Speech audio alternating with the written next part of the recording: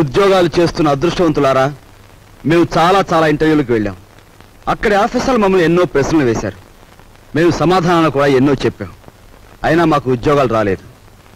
మీరు ఏ విధంగా ఉద్యోగాలు సంపాదించింది చెప్పి మాకు సహాయపడవలసిందిగా కోరుతున్నాం. మాస్టారు, మీకు ఉద్యోగం ఎలా వచ్చింది? మా మామయ్య గారు ఎమ్మెల్యేగా ఉండేవారు.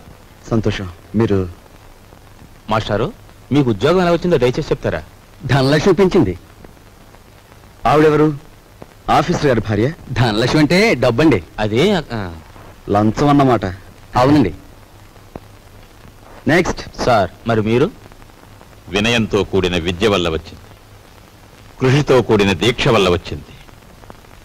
కృషితో నాస్తి దుర్భిక్షం, జపితో నాస్తి పాతకః అన్నారు పెద్దలు. కావచ్చు, కానీ మీకంటే ఎక్కువ విద్య ఉన్న మా యువతరానికి మీకంటే తక్కువ ఉద్యోగం కూడా ఎందుకు రావటుందో చెప్తారా? మీ యువతరానికి విద్య కంటే పొగరెక్కువ, వినయం కంటే విప్లవం ఎక్కువ, ఆలోచన కంటే ఆవేశం ఎక్కువ, బాధ్యతల్ని భరించటం కంటే హక్కుల కోసం పోరాటం ఎక్కువ. విద్యని వివేకాన్ని వీధులకిడ్చి మీ నిరుద్యోగానికి ఈ వ్యవస్థే కారణం అనుకోవడం తప్పు. ఉద్యోగం ఎలా వచ్చిందంటే మనలూతి కారేశాడు. ఈయనెవర్రా? మా నాన్నగారు. ఒకవేళ నీకేదైనా జవాబు తెలియదనుకో, అది కూడా వినయంగా చెప్పి తప్పకుండా తెలుసుకుంటాను సార్ అనాలి. రక్షయ్, అన్నట్టు ఇంటర్వ్యూ కార్డు జేబులో ఉందా? ఉంది నాన్న. నువ్వు పదవా. అలాగే పద. నువ్వు రావే. వస్తామ్మా. ఆ ఉద్యోగం రాక మరో ఇంటర్వ్యూ వస్తే అమ్మ శకునం మంచిది కాదేమోనని చెల్లెల్ని, ఆ చెల్లెలు కాదని ఇంకో చెల్లెల్ని, నాకు ఎదురొస్తే ఉద్యోగం రాదేమోనని మా బామ్మ కూడా పక్కకు తప్పుకుని, ఇలా ఒక్కొక్క ఇంటర్వ్యూకి ఎన్నో ఆశలు పెంచుకున్న మా వాళ్ళందరికీ వీడికి ఉద్యోగం రాదు అనే నిరసన భావంలోకి వచ్చేశారు. ఉదయం మా ఇంట్లో నన్ను చూసేసరికి సుప్రభాతం మరో రకంగా తయారైంది. నిఖిలాంధ్రదేశ నిరుద్యోగ మహాసభాధ్యక్ష, నిదురించు నీదు నిదురే గద లోకరక్ష, ఎంప్లాయిమెంటు ఎక్స్చేంజీలకే పరీక్ష, మా తండ్రి నిద్ర దేశానికి సుప్రభాతం.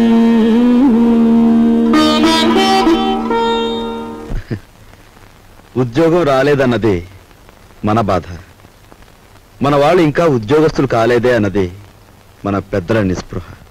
అదేమిట్రా నెయ్యి వేసుకోకుండా ముద్ద కలుపుతున్నా? ఇప్పుడు నెయ్యి లేకపోతే ఏం పోయిందమ్మా?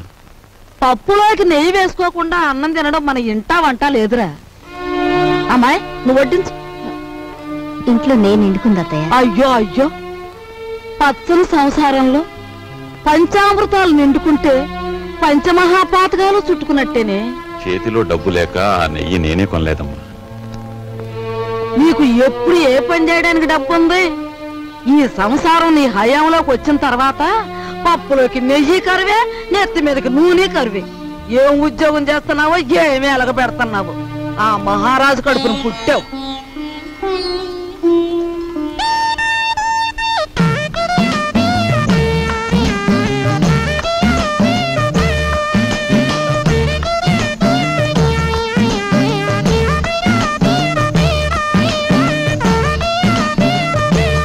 చిన్నాడా, ఆఫీస్కి వెళ్ళడానికి మీ నాన్న తయారైతే ఇంకా ఏం చేస్తున్నావురా? తాతయ్య వదిలేసి రావుకోటి పూర్తి చేస్తున్నానే, వచ్చేస్తున్నా. మా నాయనే, నీకున్నపాటి బుద్ధి పెద్దదుకుంటే ఈ పాటికి 2 జిల్లాల కలెక్టర్ అయ్యేవాడు.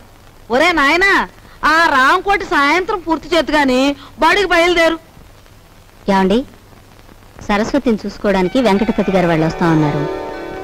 వాళ్ళు ఎప్పుడు వస్తారో ఆఫీస్ నుంచి వచ్చేప్పుడు కనుక్కురండి. అలాగే. అరే సరస్వతి, నువ్వు ఇక్కడున్నావా? అబ్బో, ఏంటే అట్ట మెలికలు తిరిగిపోతున్నావు? అబ్బో, దీనికి దూకుడు ఎక్కువైపోయింది. ఇక పెళ్లి చేయాల్సిందే. సరేనండి.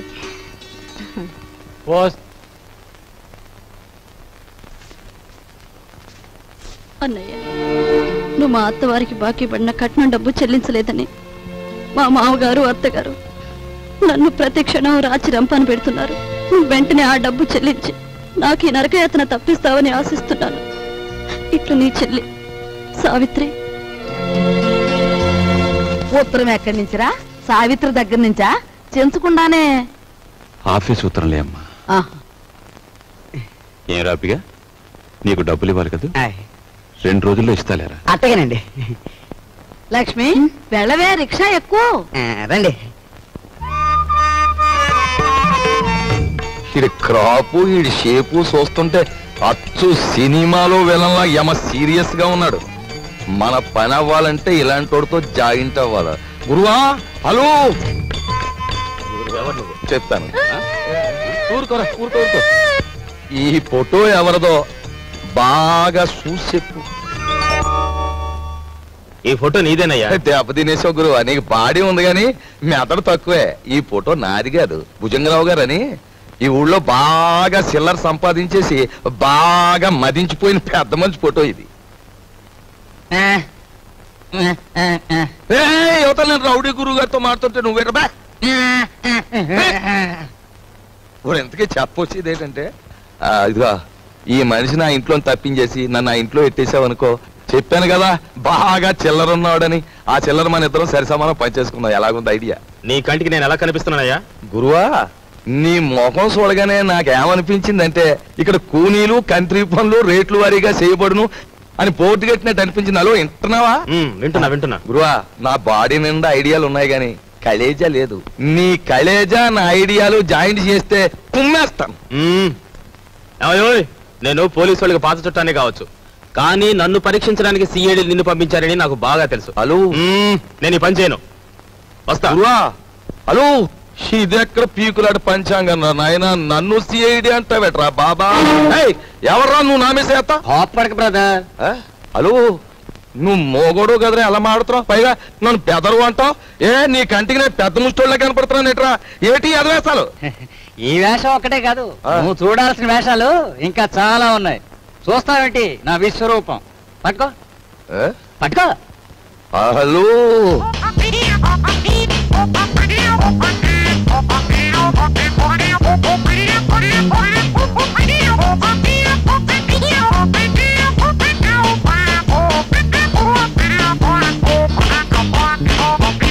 ఇప్పుడే అంట. నీ బాడీ అంతా చూసినా చేరు మాంసం ఉండదు, బుర్రలో ఎంత మాయ ఉందిరా బాబా. ఏ మాయ కాదు, మాయగాళ్ళకి మాయగాడు మా బాస్. మాయల పక్కడికి చూపిస్తాను, పద. హలో, పద. నువ్వు ఎక్కడ ఉండు బ్రదర్.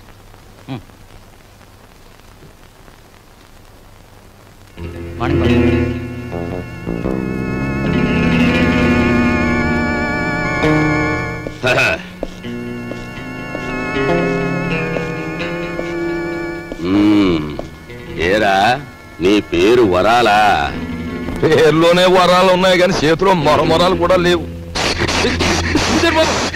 బాబు, ఈ కత్తి కంటే నీ నవ్వే భయంకరంగా ఉంది. ఇంత భయపడే ఎదవే ఈ ఎదవ పనులోకి ఎందుకు వచ్చావురా? ఎందుకు వచ్చానంటే, అలు అస్త్రాలు వదలడం అర్జునుడికి తెలుసు. అయినా ఫైటింగ్ సీన్ లో ఫ్రంట్ సీట్ లో కృష్ణుడిని ఎందుకు కూర్చోబెట్టాడు? ఐడియాలు ఎత్తాడని. మనసేంద్రి కూడా అదే గురువా. అందులో నా వాటా ఎంత? డేవిడ్ గురువా, మనలో మనకి పీకులంట పంచాంగం ఎందుకు? 50-50 పనిచేసుకుందాం. మాట తప్పితే మర్డర్ చేసేయి. ఓకే ఓకే అనే ముందు నాదో చిన్న షరతు. మరేం లేదు గురువా, ఆ కర్ణుడు తాలూ కవచకుండలాలన్నా ఆ బాడీ నుంచి దూరం అయ్యాయేమో గాని మా బాబాగాడు నా సంఖ నుంచి సెపరేట్ అవ్వడం. మరి నేను రంగంలో దిగిన తర్వాత ఈయన నువ్వే కాసుకోవాలి. కాసుకుంటాను, కానీ ఈయన మాత్రం నేను ఎత్తుకోను. ఎత్తుకోనంటే ఎలా గురువా? ఎత్తుకోపోతే ఏటవుద్దంటే ఊరుకోరా, ఊరుకో. అది ఈడితో న్యూ సెన్స్.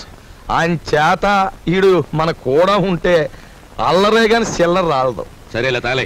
ఎళ్ళు బాబా, ఎళ్ళు, జాగ్రత్తగా వెళ్ళు బాబా. అది అదిరా బాబా, అది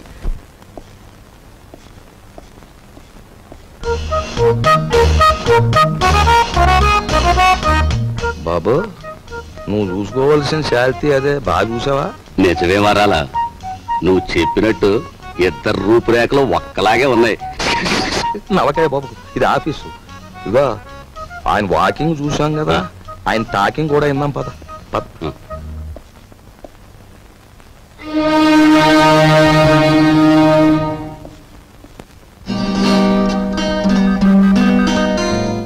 నీ తెలివితేటలు పరీక్షించడానికి సర్టిఫికేట్సే చూడనవసరం లేదు. నిన్ను 3 ప్రశ్నలు అడుగుతాను, జవాబు చెప్పు. అడగండి. నంబర్ 1, తాజ్ మహల్ నిర్మాణంలో పాల్గొన్న కూలీలు ఎంతమంది? నంబర్ 2, రామాయణాన్ని వ్రాసిన వాల్మీకి భార్య పేరేమిటి? నంబర్ 3, 10 పైసల నాణానికి ఎన్ని వంకర్లుంటాయి? Come on tell me. చెప్పలేవా? ఇంత చిన్న ప్రశ్నలకే సమాధానం తెలియని వాడివి అసలు ఈ ఇంటర్వ్యూకి ఎందుకు వచ్చావు?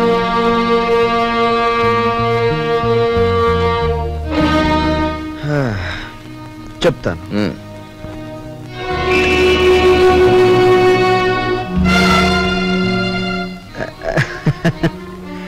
అనవసరంగా బెదిరిపోకండి సార్. ఇది నా 61వ ఇంటర్వ్యూ. అంటే నా సహనానికి షష్ఠి పూర్తి జరిగిపోయింది.